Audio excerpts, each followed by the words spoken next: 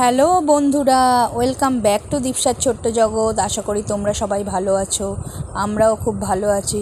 আরও একটা নতুন ভিডিও শেয়ার করতে তোমাদের কাছে চলে এলাম। আজকের একটা রান্নার রেসিপি শেয়ার করব।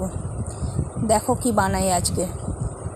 এই চিকেনগুলোকে ছোট ছোট করে তোমার পিস করে কাটিয়ে এনেছি, বোনলেস চিকেন এটাকে গরম জলে ভালো করে ধুয়ে নিয়েছি ফ্রেশ করে। তারপরে দেখো আদা রসুন পেস্ট দিচ্ছি, এরপরে দিলাম নুন, পরিমাণ মতো নুনটা যে যেমন খাও দেবে। তারপর এটা দেখো দিয়েছি জিরে গুঁড়ো, ওই এক টেবিল চামচ নয়, সরি, ওই টিস্পুন যেগুলো হয় ওই চামচের। এরপর দেখো ধনে গুঁড়ো সামান্য দিলাম। এরপর দিচ্ছি চাট মশলাও পরিমাণ মতো। চাট মশলাটা দিলে তোমার টেস্টটা ভালো হয়, ওই জন্যই দেওয়া। দিতেও পারো, নাও দিতে পারো। আর একটু দিয়ে দিলাম কাশ্মীরি লঙ্কার গুঁড়ো।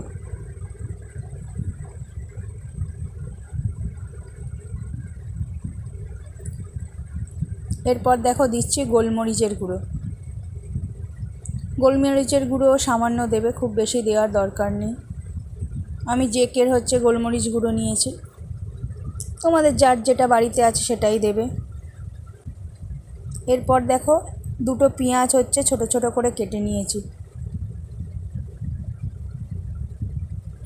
পেঁয়াজগুলো এবার ওর মধ্যে দিয়ে দিলাম। পেঁয়াজগুলোকে ভালো করে দিয়ে দিলাম। এবার একটু যেগুলো তোমার একসাথে রয়েছে একটু খুলে নিচ্ছি ভালো করে। পেঁয়াজগুলোকে তোমার ওই চিকেনটার সাথে ভালো করে মেখে নিচ্ছি।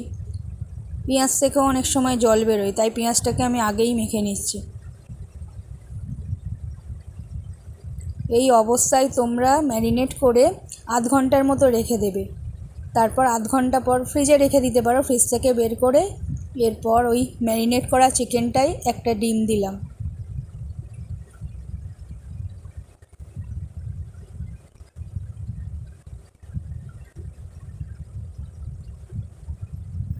একটা ডিম দিয়ে দিলাম। এরপর ধনে পাতাটা আমার ভালো লাগে, অনেকে আবার ধনে পাতা পছন্দ করে না। আমার ধনে পাতাটা ভালো লাগে বলে আমি একটা ধনে পাতা ছোটো ছোটো করে কেটে দিয়ে দিলাম এর মধ্যে।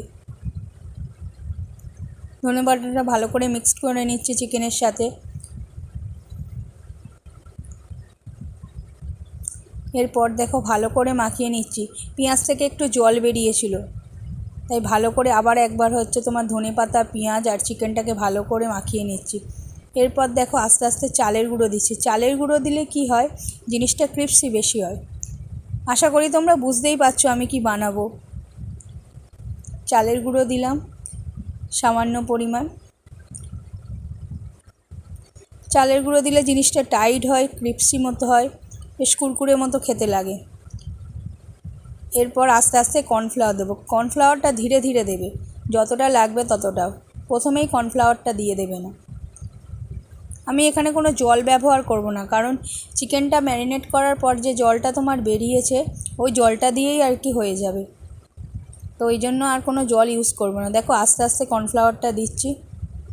এরপর ভালো করে কর্নফ্লাওয়ারটা চিকেনের সাথে মাখিয়ে নিচ্ছি।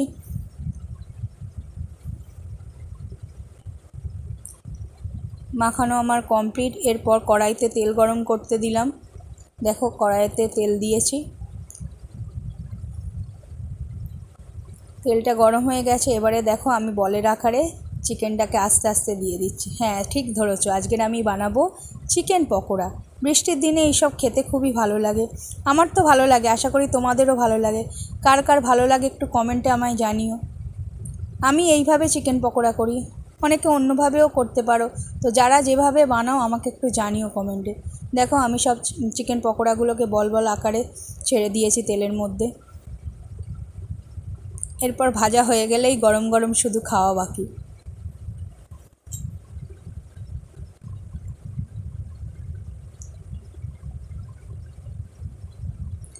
এরপর ভালো করে ভেজে নিলাম। ভেজে নেওয়ার পর দেখো আমার চিকেন পকোড়া একবার কড়াই যেগুলো দিয়েছিলাম সেগুলো তোলা হয়ে গেছে, রেডি হয়ে গেছে আমার চিকেন পকোড়া। আশা করি ভিডিওটা তোমাদের ভালো লাগবে। লাইক, শেয়ার, কমেন্ট করো।